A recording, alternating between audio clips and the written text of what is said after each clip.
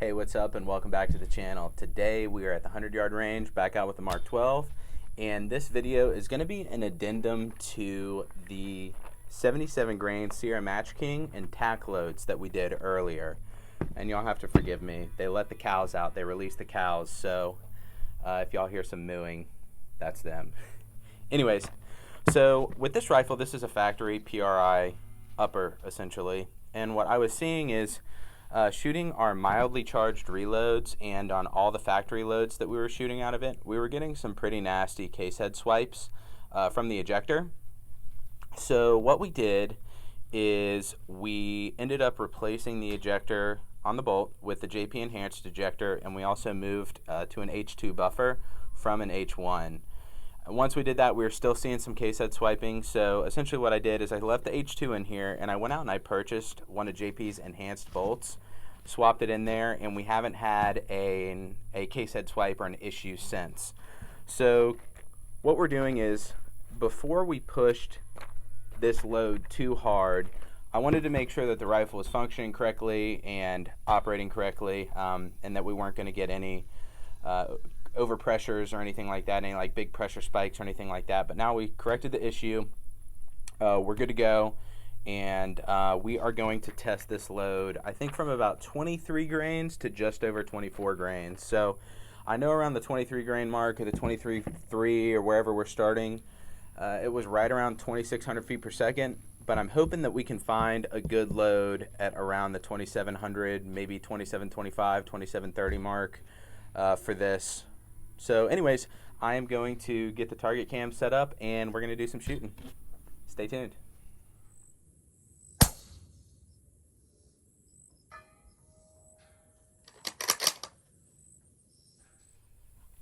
Alright, y'all have to forgive me about this brass catcher here. Our rifle is just a little bit overgassed after we swapped everything out with the new bolt. So brass is ejecting at around 2 o'clock. We have a Springco blue buffer spring coming in for this. It's actually on the way right now.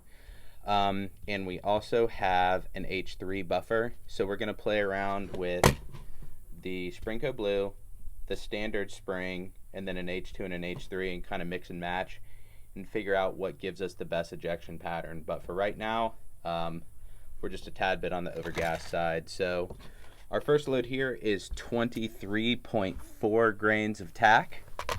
And again, right where we left off, we're around 2615, maybe 2620 feet per second. So let's see what we get with 23.4. And again, don't be like me. It just rained here for like a week. It's humid as all get out. It's the first sunny day, so every time I put on my glasses, and I've got pretty nice shooting glasses, they fog up so bad. So I'm going to do my best and hopefully keep my eyeballs in my head today.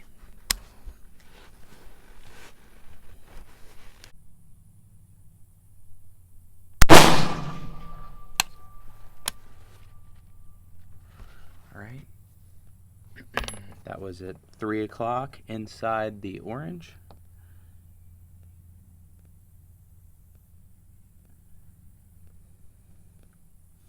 Our brass looks good, and that was at 2,609 feet per second.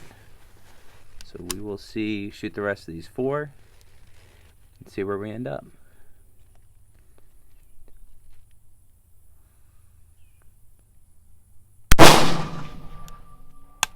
Ooh. Little low, a little to the right. And that SD is at 42, so that one was at 2639. But we'll have to shoot the rest of the group to see.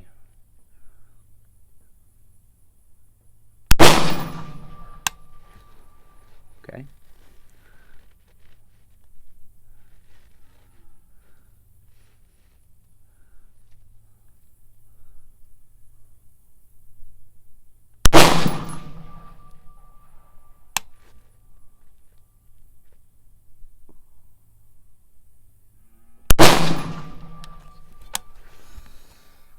Alright, so that grouped low. Our average on this was 2666 feet per second. And I can tell you that SD is high. SD is at a 34. but I'm looking at some of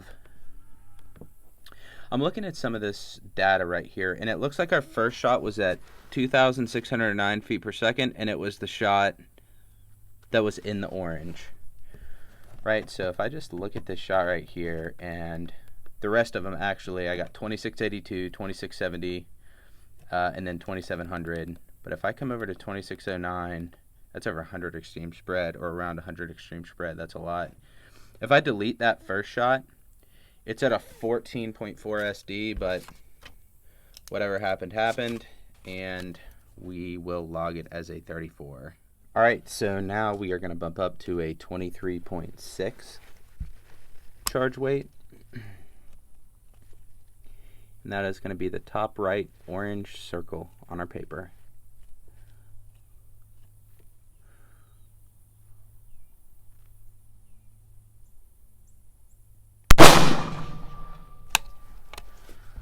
That was low again. Let's check our brass real quick. All right, we're good to go. And that velocity was 2683. Get back in a good shooting position. Shoot the rest of these.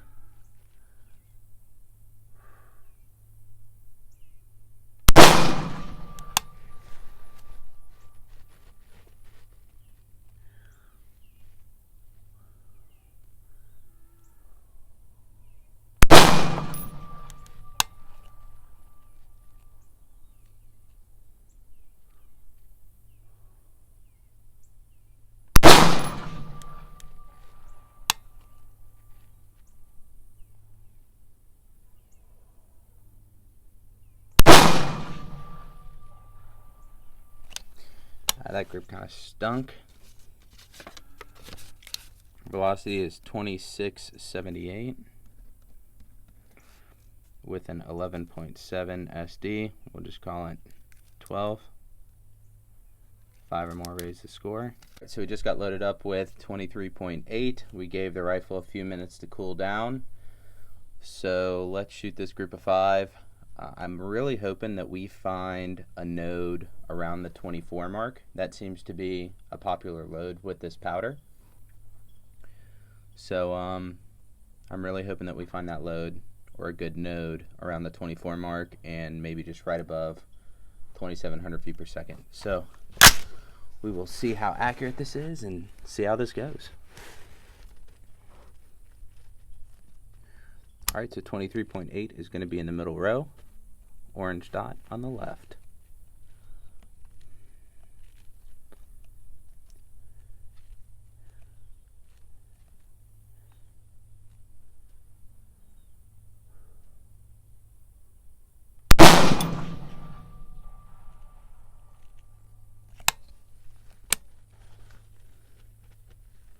Low again. Check our brass. Looks good. That was only going 2642.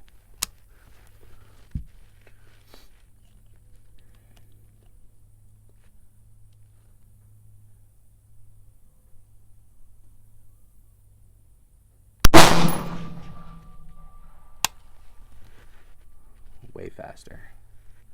2709.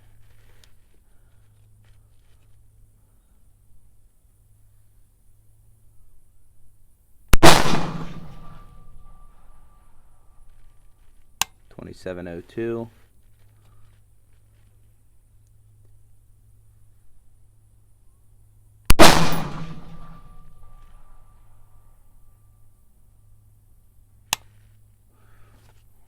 We got a misread on our sensor.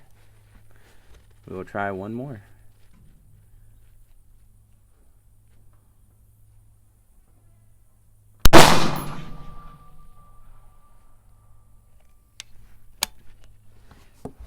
Alright, so we got another misread on our sensor. Alright, I don't know if y'all could see that, but what happened is the latch that secures the spigot mount to the Picatinny came loose, maybe under recoil or something like that, but we got it retorqued down, and it hopefully shouldn't come loose on us again.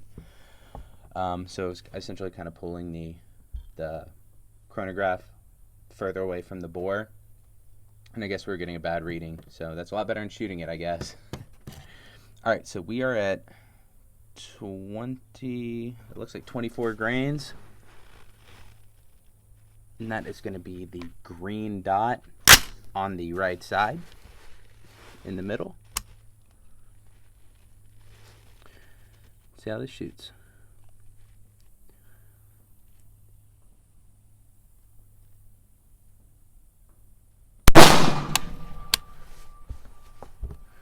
All right, that looked just over 2,700. Let's check our brass. Hey, there we go. Our brass looks good.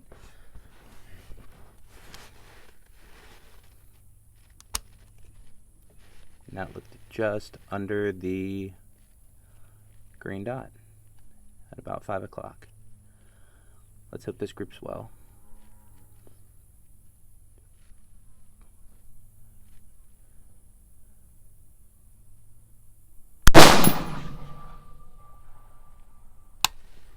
That looked close.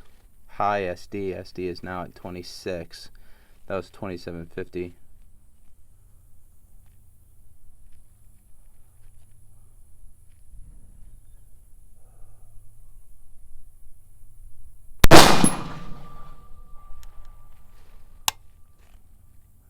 $27.48.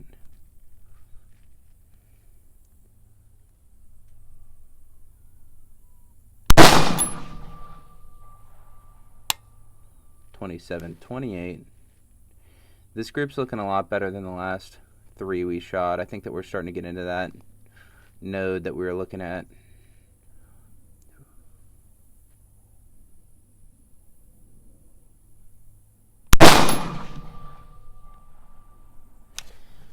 That just looked right outside the green at about 2 o'clock. So, I mean, these groups are nothing to write home about. I mean, honestly, this gun shoots about 1 inch with this bullet and this powder, from what I've seen. With the groups that it kind of likes, it shoots around 1 inch. With what it doesn't like, it shoots anywhere from 1 inch to 1.3, maybe 1.5 inches at most. So, and again, we'll mix up some bullets, we'll mix up some powders. I actually really want to shoot this bullet, but we'll definitely mix up some powders. But it looks like we got an average velocity of 2734 with a standard deviation of 15. So we just loaded up 24.2 into the rifle. And one thing that I was actually noticing about some of our brass, which will hopefully be solved by our Spring Coast spring and maybe a little bit heavier buffer if needed. But I noticed where it's hitting the shell deflector that the body of the case is getting a little dented. So it's definitely safe to say that we need to manage some of this overgassing issue, which we'll get into on our next range trip. So 24.2. Alright, so we're at the bottom left green dot.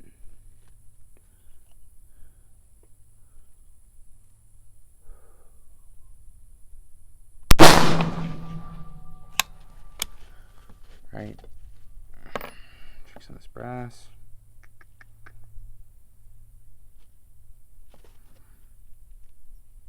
Alright, looks good. And the max for this load, I guess the max charge weight based off of like RAM shots 556 load data is I think 24.8, and that yields about 61,000 psi. But we'll see when we start seeing pressure. We just have one more group after this.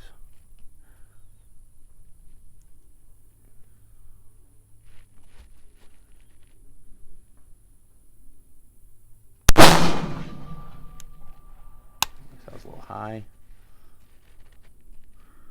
About 2-3 o'clock.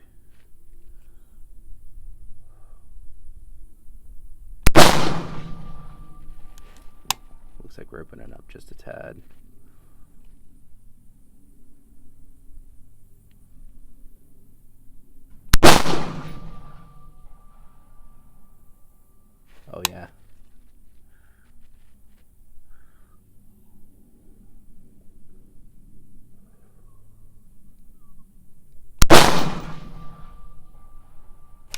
Yeah, so that opened up. Essentially, it made like a big circle.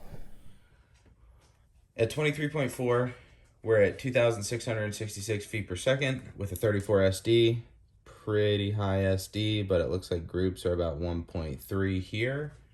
At 23.6, velocity started increasing to 2678 with an SD of 12. And this load isn't bad. I mean, maybe around MOI. 1.15 inches. 23.8.